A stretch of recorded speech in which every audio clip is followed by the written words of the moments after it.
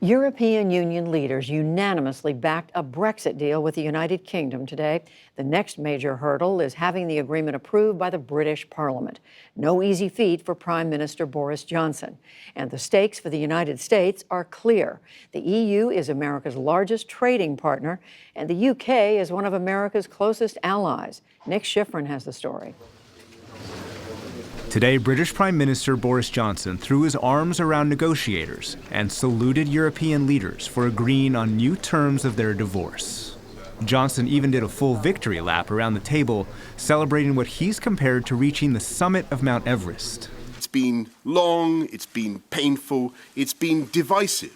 And now is the moment for us as a country to come together. Now is the moment for our parliamentarians to come together and get this thing done.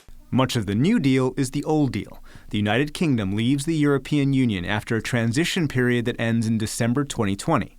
British residents in Europe and European residents in the UK maintain their status. And Britain pays Europe about $45 billion. The sticking point has always been the border between Northern Ireland, a member of the United Kingdom, and the Republic of Ireland, a country in the European Union. Right now, there's no physical border between Northern Ireland and the Republic of Ireland, and cars and goods can travel freely. To maintain that freedom, the New Deal allows the entire United Kingdom, including Northern Ireland, to strike trade deals and import goods under UK custom laws.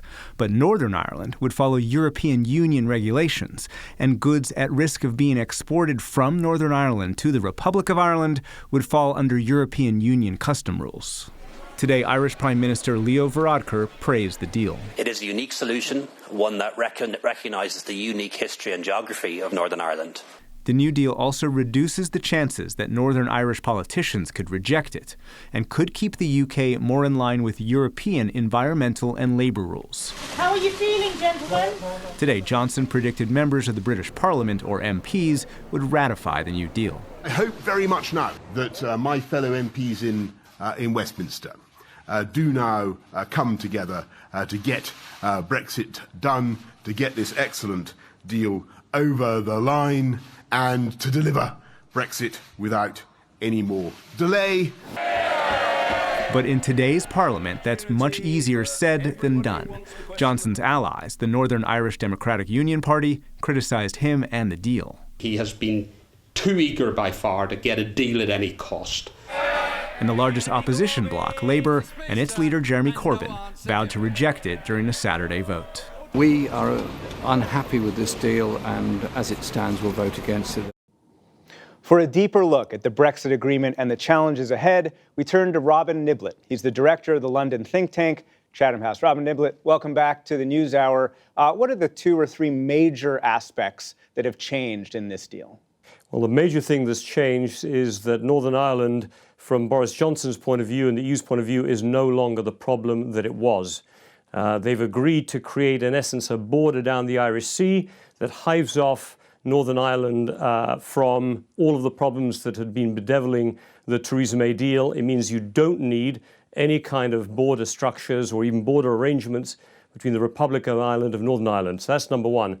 Number two, what that means is that Boris Johnson can now prepare to strike a real free trade agreement with the EU for the future relationship of the UK with the EU. He is free to do a much more open type of relationship that allows the UK to diverge a bit from the EU. And for the big Brexiteers, the people who've championed Brexit from the beginning, the whole idea was to be able to strike big, new, exciting agreements with countries around the world.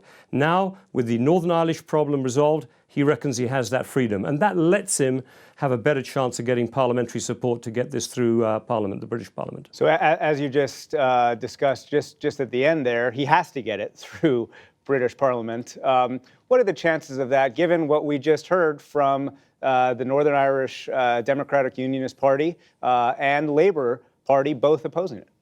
I think it's still a long shot. I mean, this has been so compressed in time. Labour are going to feel they're being bounced into even holding a vote on this on Saturday. What he's done is created a lot of antibodies. If he does not have the Democratic Unionist Party on his side, all things being equal, he's probably 5 votes short. And that assumes that all of those Conservatives that left the Conservative Party in disgust at him proroguing Parliament, it assumes they all come back on board. It assumes all the really fervent Brexiteers decide this deal's good enough. Even with all of that, if he doesn't have the Democratic Unionists, if he doesn't get any Labour people voting for him, he's going to be a few votes short. So the critical thing for him is, can he get some of the Labour people who represent districts that voted heavily to leave and are worried about this dragging on, and who don't really trust Jeremy Corbyn in any case, can he get a few of them over to vote on his side? He only needs 15, 10, something like that to come his way, and he might scrape it. And so if, at best, perhaps, he is about 5 votes short before he starts horse trading, and if he can't succeed in that horse trading, are we heading toward another election? Ultimately, yes.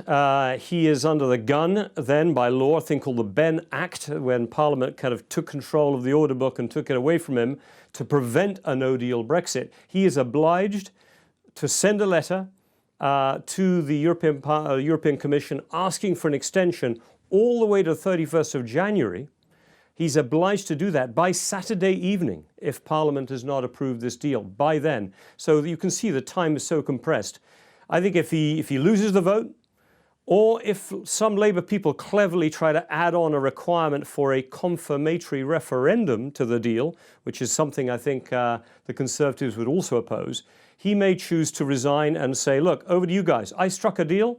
I had a deal with the EU. You can't pass it. Good luck. You form a government. Let's see how you do. And he's hoping it would collapse, and then there would be the general election, and he'd be in a strong, very strong position to win it. Would he be favored to win another general election?